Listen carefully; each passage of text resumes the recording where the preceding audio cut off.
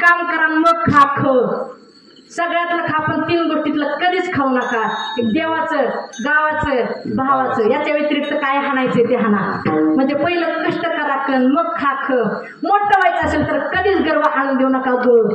ज्याला गर्व झाला तो 100% घसरणार ग घसरची बरं का नीट राहा आणि घसरायचं नसेल जगात क्रांती करायचं असेल तर कधीच कुणाचा चमचा बनवू नका हे चमचे लई चित्र असेल ज्याचं त्रास यात त्यालाच मोकळा करीत येतो त्यांच्या ध्यानात येत नाही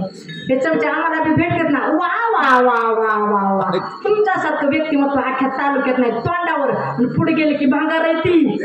त्याला म्हणायचं चमचा आणि जो आयुष्यात कधीच कोणाचा चमचा झाला नाही तो एकदा ना एक जिंदगी छत्रपती होणार म्हणून आणि ज्याला छत्रपती व्हायचंय त्यांनी कधीच कुणावर जळू नका आता एक सध्या नवीन रोग आलाय बघा कोरोनापेक्षा लय डेंजर आहे आमच्याकडे हे तुमच्याकडे नाही आहे का नाही ते माहित नाही पण आमच्याकडे जळता रोग आणि त्याची लक्षणं सांगते पोटात दुखणे मळमळ होणे उदासी भरणे कसलुस होणे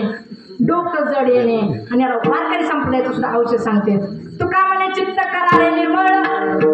येऊनी गोपाळ राहे तेथे म्हणून कधीच कुणावर जळू नका आणि जो कधीच कुणावर जळला नाही त्याची देव कधीच झाडाझडती होऊ देत नाही म्हणून जळ कोणत्या क्षेत्रात पुढे जायचं असेल तर टकाटक राहत मुद्द्यावर ठाम राहत डगमगू नका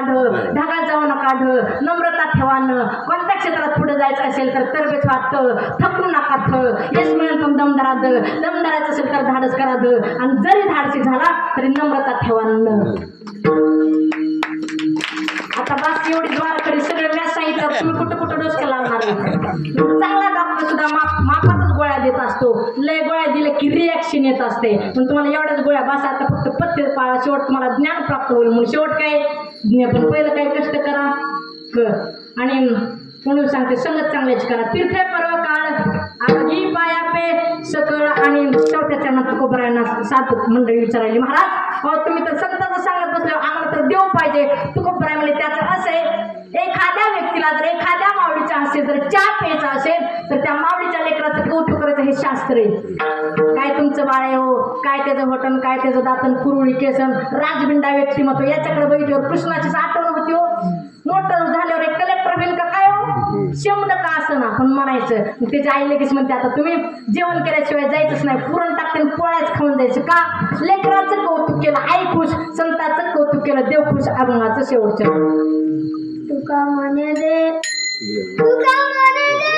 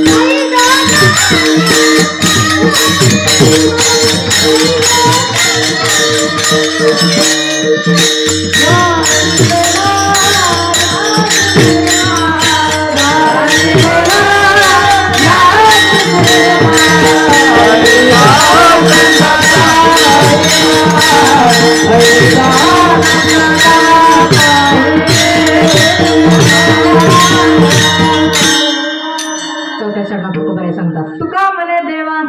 त्यांची केली पावे सेवा, ऐसा संताचा महिमा झाली बोलायाची सीमा. असो आज कैलासवासी प्रशांत नारायण कापसे यांच्या